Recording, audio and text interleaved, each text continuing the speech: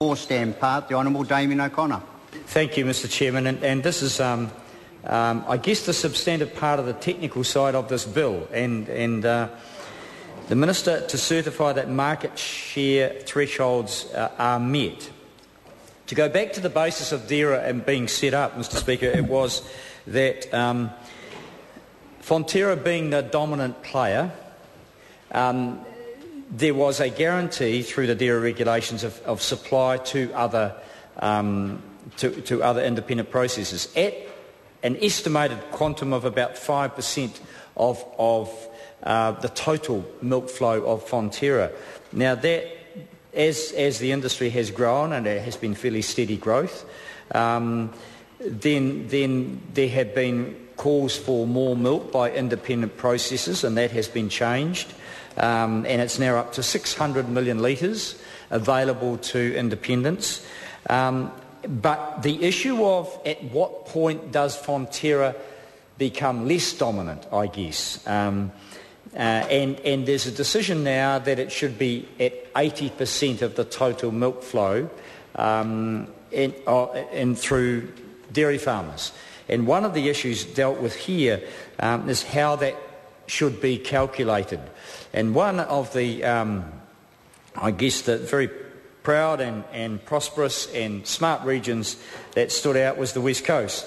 They remained independent at the formation of Fonterra, and it was calculated that their milk should not be necessarily part of the South Island calculation for the dominance, I guess, of Fonterra because of the Alps and a number of things. Then it was deemed at that time that West Coast farmers or Western milk products couldn't participate or compete with Fonterra for farmers or vice versa. And so it's now been decided because of rail transport, because Western Milk Products has actually decided to set up a plant in Canterbury, and Fonterra is building a plant in Darfield, and there's potential competition there. I don't necessarily think healthy, but anyway, that's another story.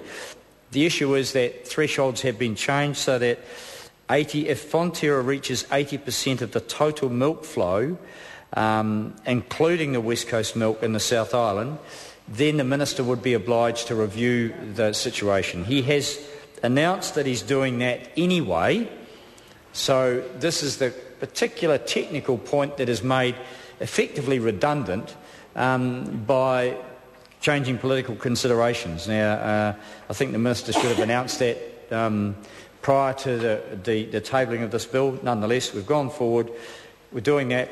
We support the change in the threshold on the basis that it is more sensible, but remind the House that in fact this is somewhat an academic exercise because of the Minister's review. I call Shane Arden. Industry Restructuring New Sunset Provisions Amendment Bill Part 4 does three things effectively. It extends the period that before the sunset clause would be met, that is, it lowers the threshold for that to happen.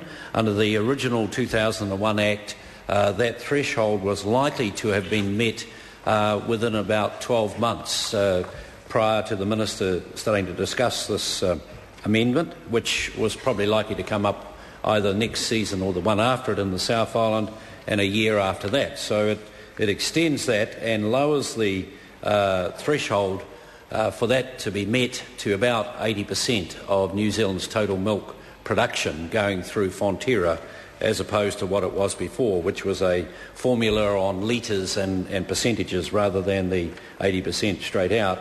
It also, Mr Speaker, will not be triggered entirely unless both islands are triggered. So that's another addition there. And of course the Minister, Mr Speaker, has to certify that the market shareholding has met that level before anything happens, so the Minister can reconsider it in the event of that threshold being met in one island much quicker than the other or such like. And that's what it does. It is no more or less than that, Mr Speaker. Mr Chairman. Call Lees-Galloway. Thank you very much, Mr Chair. Part 4 of this bill really does get to the heart of what the bill is all about. It extends the period for which the new sunset provisions apply and sets the percentage of milk solids in both islands that must be reached for the Minister in order to give a certificate to allow the provisions to apply. And I wonder, given that the Minister must sign the certificate that states the market threshold for the North Island of New Zealand has been met, or that the market threshold for the South Island of New Zealand has been met, or that the market share thresholds for both islands have been met. If the Minister is able to enlighten the House at all on any criteria that he might be using in order to satisfy himself that he is in a position to sign the certificate that states that those market thresholds have in fact been met. Because whilst members on this side of the House do support the new sunset provisions allowed for in this bill in order to ensure that there is competition in the market, we are concerned that this does allow sort of an ongoing subsidy for some players in the dairy market, and we don't want to see that subsidy going on and on and on forever. So we need to be assured, Mr Chair, that the Minister will be applying the criteria appropriately, and perhaps he would like to take a call on that and just clarify some of the potential issues that may rise from that. It is noteworthy that the Select Committee chose to include the West Coast in the South Island market share threshold. This, of course, previously the West Coast was sort of ring-fenced, but submitters, I understand, I wasn't on the Select Committee myself. But the submitters to the... Sorry? Well, thank you very much. I appreciate that from the chairman. But my understanding is that submitters informed the committee that with transport availability of transport, particularly the improved rail options which are available, meant that the West Coast no longer, in their opinion, needed to be ring-fenced in the way that it had been previously.